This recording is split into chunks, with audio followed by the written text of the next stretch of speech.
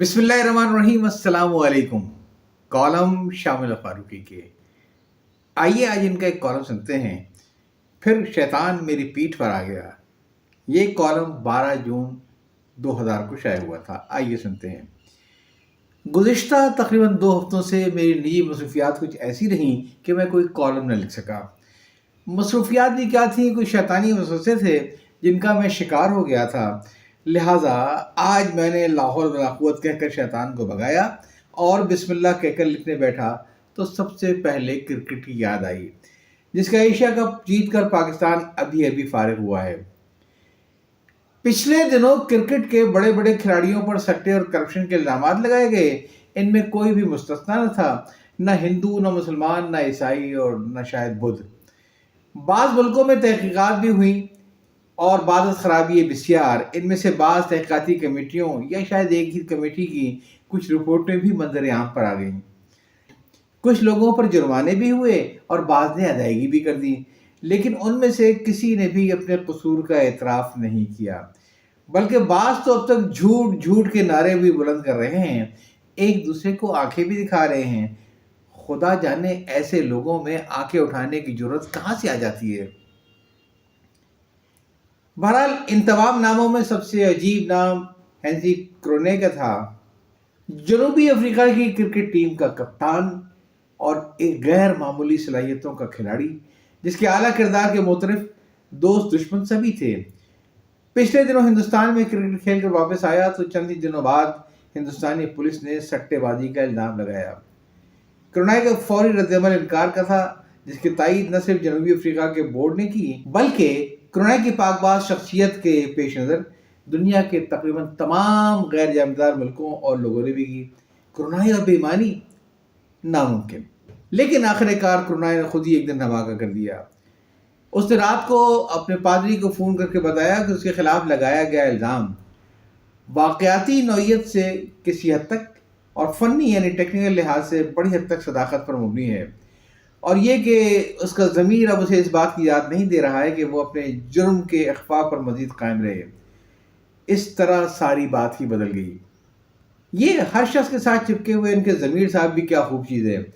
कुछ लोगों का ज़मीर इतना तगड़ा, धक्का प्रूफ, पानी प्रूफ और आग प्रूफ होता है कि मुल्क का अरबों रुपए डिकार कर भी नहीं जागता है, किसी किस्म की बेचैनी महसूस नहीं करता है, ख्वाह इसके नतीजे में उनके अपने मुल्क और अपने बच्चों का मुस्तकबिल हमेशा हमेशा के लिए तारीक क्यों ना हो जाए। इसके बरक्स बाद लोगों का ज़मीर इतना पिलपिला होता है कि ज़रा सी गलती पर कांप उठता है। बहरहाल हेंसी क्रोनाई का काम यह है कि थोड़े थोड़े वफ़े के बाद वो अपना गुनाह का एतराफ़ करके दुनिया वालों को आगाह करता रहे। माँ न कर तुम शुमा हज़र बकनीर, मैं तो न बच सका, तुम ही बच जाओ। अपने गुनाह का एतराफ़, अपनी गलत हरकत पर नदामत का इज़हार ये हरकत व नाकस का काम नहीं।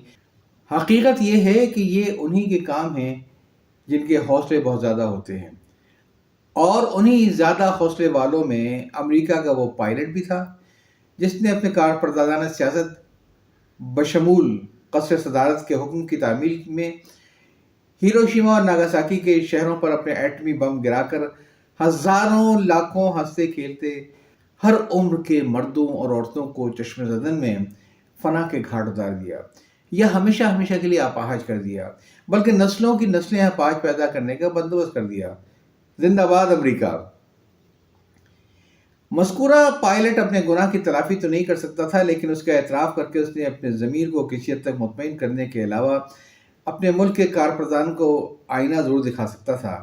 चुनांचे जब तक वो ज़िंदा रहा, उसकी ज़िंदगी या मौत का मुझे सही इल्म नहीं, हर साल हिरोशिमा और नागासाकी पर एटम बम गिराने की बरसी इसी अंदाज में मनाता रहा कि एक प्रेस कॉन्फ्रेंस में अपने भयानक गुनाह का एतराफ़ करके मुतासरीन के लिए दुआएं करता और अपनी चंद फीसद दर्द दिल रखने वाले इंसान दोस्त हमवतनों से अपील करता, माँ न कर तुम शुमा हज़र बकनीर। बहरहाल गुनाह करने में जितनी बुराई है, गुनाह का एतराफ़ करने में इतनी खूबी। चुनांचे हेंसी क्रोनाई भी इसी असूल पर अमल कर रहा है। अभी पिछले दिनों उसने एक बार फिर मैच फिक्सिंग के स्कैंडल के तहकीकाती कमीशन के रूबरू तस्लीम किया कि शैतान ने उसे बहका दिया था, जिसकी वजह से वो रास्ते से भटक गया था।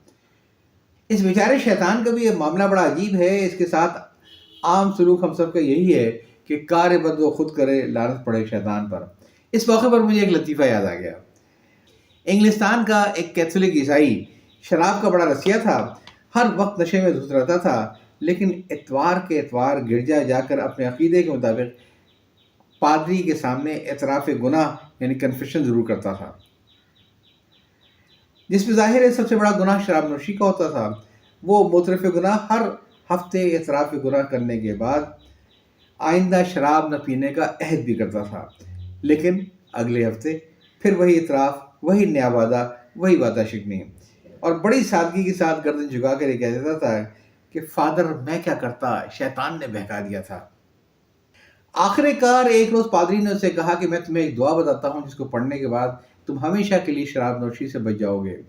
अब जब कभी तुम शराब खाने के सामने से गुजरो और शराब पीने की बहुत ज़्यादा तलब हो, तो शैतान से फ़ौरन कह दिया करना, ओ शैतान कम ऑन माय बैक, अरे शैतान तू मेरी पीठ पे आ जा। अगले हफ्ते जब वो शराबी फिर गिरजे में आया, उसने गर्दन झुकाकर शराब पीने का एतराफ़ किया। पादरी ने पूछा, तूने शैतान को पीठ पर लाने का हुक्म नहीं दिया था? उसने कहा, पादरी मैं एक शराब खाने के सामने से गुजर रहा था, मेरी तलब इतनी शदीद थी कि मेरे लिए रुकना बड़ा महाल था, ताहम मैंने कहा कि ओ शैतान मेरी पीठ पर आ जा। पादरी ने पूछा, फिर क्या हुआ? शराबी ने कहा, होना क्या था, शैतान come on my back and pushed me in. शैतान मेरी पीठ पर आ गया और उसने मुझे अंदर धक्का दे दिया। बहरहाल हमारे यहाँ भी तबका अशराफिया के हज़ारों अफराद ऐसे हैं जो गलती से गुनाह करते हैं, पर पशेमान होते हैं और फिर शैतान से कहते हैं कि तू मेरी पीठ पे आ जा। शैतान उनकी पीठ पर आ जाता है और उन्हें अंदर धक्का दे देता है। जाम में मैं तौबा शिकन, तौबा मेरी जाम शिकन, सामने ढेर हैं टूटे हुए पैमानों के। और रहा शैतान, तो वो तो एक अदाए बेनियाजी के साथ गुनगुनाता हुआ आगे बढ़ जाता है और आगे ही बढ़ता रहता है। मेरे तूफ़ान यम यम, मेरे दरिया जू बजू। कॉलम अब सुन रहे थे फिर शैतान मेरी पीठ पर आ गया। ये 12 जून सन 2000 को शाया हुआ था और इसे तहरीर किया था जनाब शाह मेरा फारूकी साहब ने। याद चाहता हूँ, अल्लाह हाफ़िज़।